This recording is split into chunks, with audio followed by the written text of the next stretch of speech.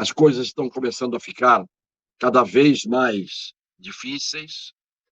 Eu estou sentindo que a tal temperatura está se elevando. Algumas pessoas que não são verdadeiras, melhor tirar o falso, dizer não são verdadeiras. E, de certa maneira, são cínicas. E eu vou me referir expressamente hoje a uma apresentadora da Band, Lana Canepa. Muita gente deve conhecer, porque ela é uma das participantes do programa Bastidores do Poder. Como saiu de férias o apresentador principal, o Cris, e saiu de férias o Cláudio Humberto, ela ficou solta na área. Então, as manguinhas de fora que ela sempre procurou pôr, porque ela tem lado, é indiscutível, ela demonstra no tom de voz, na expressão facial, nas coisas que ela diz, ela demonstra que ela tem lado. E hoje nós vamos mostrar uns trechos do programa Bastidores do Poder, em que ela revela aquilo que eu estou dizendo. Vamos começar com o primeiro trecho da fala dela no programa de hoje. Outro documento em paralelo, mais sucinto ainda, está sendo preparado pela Fiesp e recebeu o apoio da FEBRABAN, que é a Federação dos Bancos. A Caixa e o Banco do Brasil ficaram de fora. Ainda assim, é uma sinalização bastante importante. Essas entidades empresariais, várias, não só os bancos, estão aderindo a esse movimento em defesa do resultado das eleições em outubro, em defesa do respeito à democracia brasileira, do respeito ao nosso sistema eleitoral, para que o resultado que as urnas apontarem em outubro seja garantido e respeitado com tranquilidade, para que não haja violência política nesse processo de 2022. Pois é, dona Lana Canepa, cada palavra sua é uma confissão. Em primeiro lugar, a senhora está enaltecendo duas entidades importantíssimas, que nunca vi a senhora falar bem delas, a não ser neste momento em que elas estão preocupadíssimas, tanto a Fiesp quanto a FEBRABAN, com a democracia brasileira, com o resultado das eleições. Estão preocupadíssimas com a violência política, que a senhora não diz onde está a violência política, quem a praticou, por parte de quem essa violência foi praticada. Engraçado, por que está todo mundo preocupado agora em dizer que as eleições têm que ter um resultado indiscutível. Esta FEBRABAN, que no governo anterior ganhou dinheiro como nunca, é só ver os balanços que eles apresentam para ver os bilhões de lucro. Agora, vamos ao segundo trecho. O ministro Ciro Nogueira veio a público numa publicação nas redes sociais dizendo que os bancos estavam chateados por conta dos prejuízos provocados pelo PIX, que foi lançado pelo governo. Segundo ele, 40 bilhões por ano aos bancos, né, seria esse prejuízo, porque o PIX acaba tirando aquela taxa de transferência. Isso, exatamente. Hoje saiu uma conta, que é um levantamento mostrando que o prejuízo, as perdas dos bancos, aí considerando Unibanco, Bradesco, Banco do Brasil, Santander, não chega a 2 bilhões o prejuízo que eles tiveram com o PIX. Viu, dona Lana, você disse que a informação que o Ciro Nogueira passou é de que os bancos estão contra o governo porque o governo criou o PIX. E com o PIX desaparecem as taxas de transferência que o banco cobrava e cobra ainda para quem faz transferência via TED, via DOC, e etc, etc. Não é?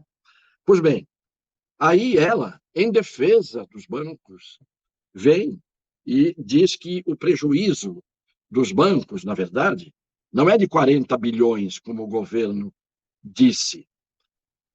O prejuízo é de 2 bilhões só 2 bilhões. E para os bancos estão felicíssimos de estarem perdendo 2 bilhões e não 40. O PIX, hoje, é uma prática nacional. E o prejuízo que os bancos têm, seja de 2 bilhões, seja de 40 bilhões, banco gosta de ter prejuízo? Gosta. E ela defende a versão dos bancos e defende os bancos. Por quê?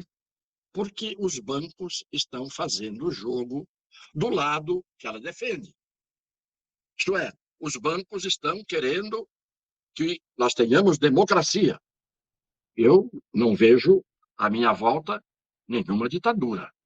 Eu não vejo. Neste governo de quase 4 anos, eu quero saber aonde está um ato ditatorial do governo. O governo mandou prender alguém? O PIX é contra o povo ou o PIX é contra o banco? Mas ela fica com o banco. Ela defende o banco. Para a ideologia dela, nessa hora, aí que eu digo que os fins justificam os meios. A ideologia dela, nesta hora, se sente gratificada com a posição dos bancos.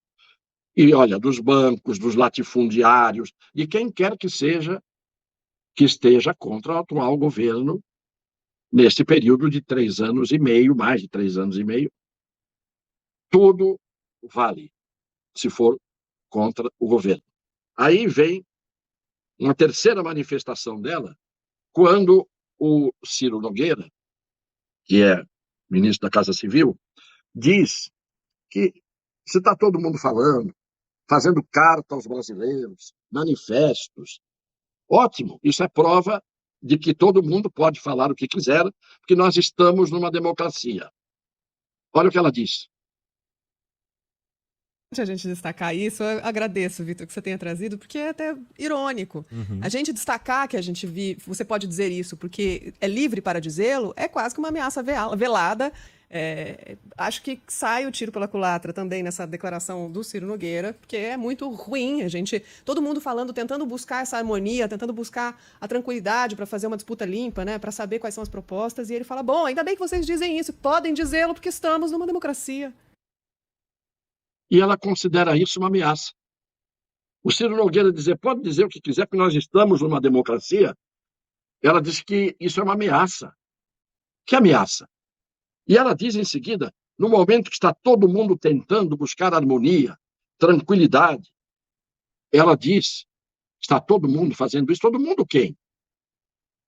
Quem é que está tentando buscar harmonia, tranquilidade, todo mundo falando nesse sentido? Todo mundo quem? Onde que está a lógica? O ministro diz, ainda bem que todo mundo está podendo dizer, pode dizer o que quiser, manifestar-se, pode fazer carta, todo mundo pode dizê-lo, ela falou, porque estamos numa democracia. E isto soa como ameaça. Veja que ponto chega a falta de sensatez, para dizer o menos, em respeito à dona Lana Canepa, que não respeita a mim e aos seus ouvintes que procuram ter compromisso com a verdade, com a seriedade, com a coerência, não respeita, porque elas nos faz de idiotas. A gente ouve uma frase dessa, eu tenho que entender que alguém dizer que ainda bem que todo mundo pode falar o que quiser, que nós estamos numa democracia, isso é uma ameaça. Olha o que ela diz no trecho final dessa fala que eu selecionei para mostrar aos senhores e às senhoras. Com certeza que se você tem uma opinião diferente da tua dentro da sua família, você não quer que essa pessoa vá para a rua correr risco. Por que vai para a rua correr risco? Ir para a rua não é uma manifestação normal, democrática, desde que você não vá armado, desde que você não pratique violências, como aqueles black blocs faziam. Houve alguma manifestação deste tipo até agora? Em qualquer das manifestações públicas de o povo estar na rua, quando o presidente da República vai aonde ele vai? Teve um, em Juiz de Fora, em que ele foi esfaqueado e quase morreu. E ainda hoje veio a notícia de que a polícia está reativando a investigação para fazer vínculo entre o Adélio, o da facada, e o crime organizado. Pelo menos, até agora, ninguém correu risco nestes 4 anos quase de um governo que está aí. Volto a dizer, antes de ser eleito presidente, ele não correu risco. Ele foi mortalmente atacado, poderia ter morrido. E, fora disso, eu não sei, não me lembro de ter visto qualquer arruaça, quebra-quebra, depredação nas idas do presidente aos lugares onde ele vai. O que ela está dizendo, na verdade, em outras palavras, é o oposto. Ela está dizendo, não vão para a rua, como vocês têm ido. O presidente pediu para vocês irem para a rua, convocou. Não vão. Não vão para a rua. Ela quer esvaziar as ruas. Isto, medo de quê? Quem é que está tramando contra a democracia? Quem é que está buscando harmonia? Quem é que está buscando a tranquilidade, como ela falou? Está todo mundo quem? Alguns do Supremo estão buscando a tranquilidade, buscando a harmonia, com decisões tomadas, com prisões decretadas, com exclusão das redes sociais, com mordaças colocadas, com o inquérito do fim do mundo sobre as tais fake news. Quem é que provoca a exacerbação de ânimos? Finalmente, a fala do diretor da Faculdade de Direito da Universidade de São Paulo, USP, a Faculdade de Direito do Largo de São Francisco, onde, em outros tempos, eu tive a honra de fazer o meu curso de pós-graduação. Ato solene em homenagem aos tribunais superiores, será um ato, portanto, de prestígio, de homenagem aos tribunais superiores. No mesmo dia, na sequência, às 11h30 da manhã, no Pátio de Pedras, no pátio histórico aqui da faculdade, no mesmíssimo local onde em 1977 foi lida pelo professor Goffredo da Silva Telles a Carta aos Brasileiros, será lida uma nova Carta aos Brasileiros, atualizada para as demandas do momento atual da sociedade brasileira, um momento no qual a democracia sofre pressões. A democracia, eu poderia dizer, se sente acuada, sitiada. E esta nova Carta aos Brasileiros fará nada mais do que reafirmar a importância também da democracia, das instituições, do processo eleitoral, do respeito à decisão soberana do povo brasileiro em urnas reconhecidamente tidas como muito confiáveis. Em primeiro lugar, diretor da Faculdade de Direito da USP, o senhor deveria honrar essa instituição, como ela sempre foi honrada por muitos dos seus antecessores. E o senhor, dentro da universidade, vem falar que a democracia hoje está acuada, sitiada. Leviandade total da sua parte.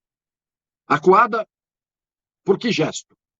Qual foi o momento em que ela foi acuada? A menos que o senhor estivesse se referindo que a democracia está acuada quando são presas pessoas que disseram, dentro do direito constitucional da liberdade de expressão, coisas que, embora não devessem dizer, tinham o direito de dizer e depois pagar com as consequências do que disseram.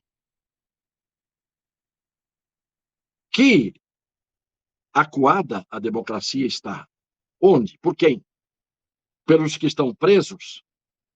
Por aqueles que tiveram caçado o seu direito de falar nas redes sociais e sem saber sequer que crime cometeram?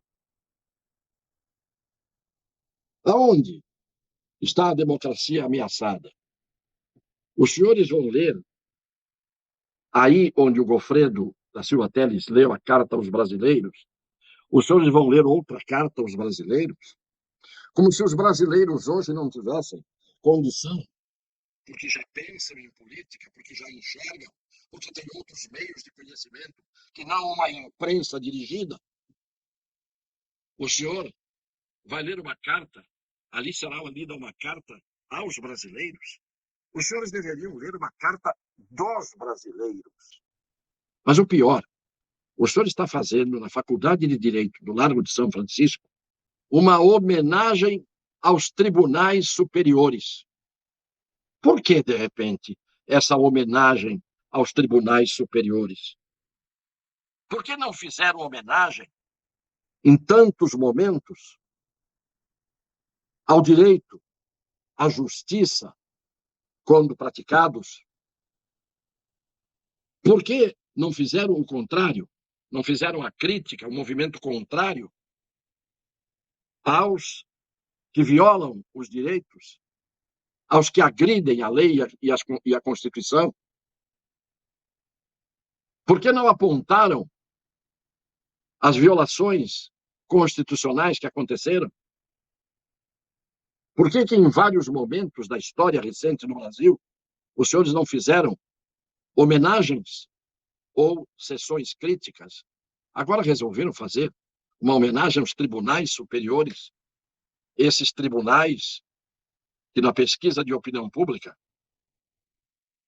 na opinião de 63% do povo brasileiro, são um perigo para a democracia. É triste. É triste, é horrível, é lamentável o que a gente está vendo. Essas pessoas fazendo atos a favor ou contra aquilo que é